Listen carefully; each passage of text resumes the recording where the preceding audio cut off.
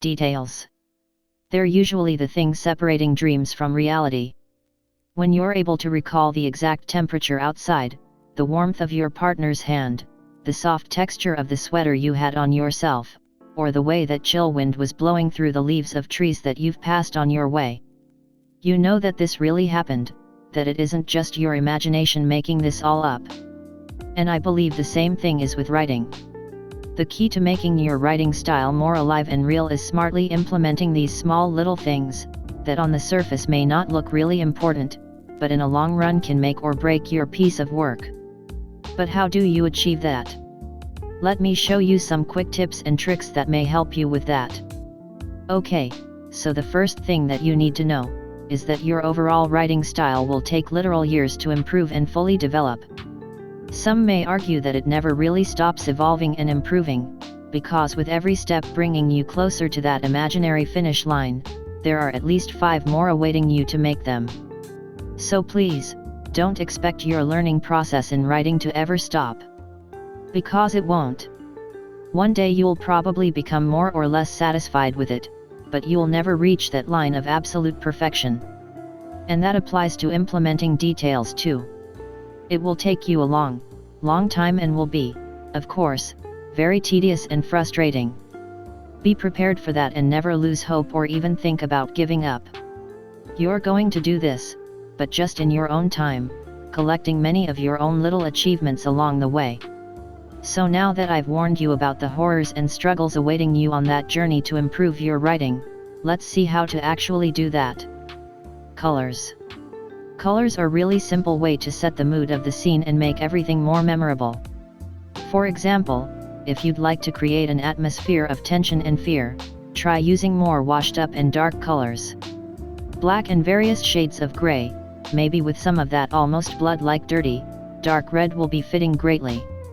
Or, if you're writing a happy, cheerful scene in which the reader should be relaxed and exited, try using more bright and standing out colors.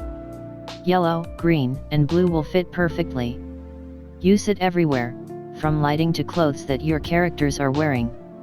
Try to visualize everything in your head like it's a really high-budget movie, and then pour it all out onto paper. It will for sure make your scene feel more real and alive. The next thing is motion. Try to create all kinds of motion in your scene to really give your reader the feeling that something is happening. The world is constantly in move, our planet is always wandering around the sun orbit and the clock is non-stop ticking. Try to recreate that in your writing.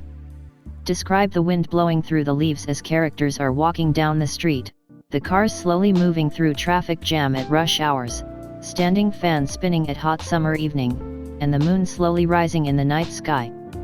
Motion is really important, so try to always find and write about at least 1 or 2 moving things in your scene. And one more thing related to that, is that when you want to make atmosphere more stagnant and still, for example while your characters are waiting for something, or are trapped somewhere slowly losing hope, then remove all the motion. Your reader will subconsciously start to feel the same way as them, being used to things never staying in standstill, and suddenly it all changing for the purpose of the scene. And the last thing that will improve your writing and add a bit of additional detail to it, is describing the feeling. For example, when you're describing a knife, you probably tell your reader about its shiny and reflective steel blade, or the leather handle with various symbols cut out in it. And by then they can probably imagine how it looks very well. But you've forgotten about one important thing. And that is describing the feeling of actually holding and using it. Our imagination will of course, without any problem, fill any gaps like this, but to make the scene seem especially real and alive, you have to go beyond just describing the looks of something. Describe its texture too. Is it soft or maybe more rough? Is it warm or cold? Is it fitting the hand well?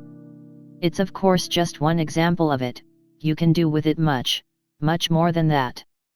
Just keep in mind that it's really worth to also tell something about the sensations, not just appearance. And yet, that's it of today's quick writing advice. Tell me if you've liked it or not, and maybe, if you want me to go a little deeper with any of today's topics. Because, I was just scratching the surface. But for now, that's it. Make sure to like and subscribe to my channel, and also check out my other videos. Other than writing content, I'm making some essay-like videos about different games, so I think that it may be interesting to you.